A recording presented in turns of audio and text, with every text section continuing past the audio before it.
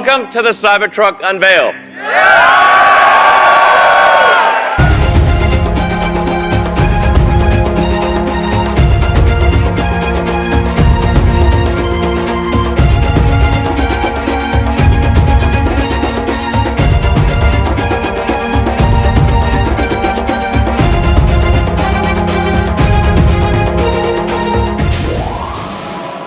Wow, I need to make my own Cybertruck. First, we get some cardboard, measure and cut out the shapes. Get an adult to help you. With a lot of sticky tape, we mold it together.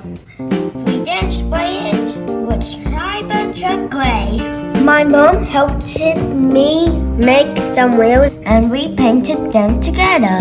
Allowed to dry. We have a break and have for a swim.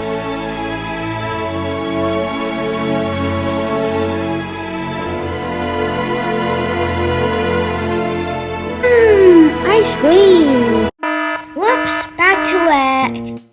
We found some heating LED lights hooked up to a USB power bank. Added the windows and away we go. To make it go faster, I sat on the squiggle car. Here we have the Cybertruck.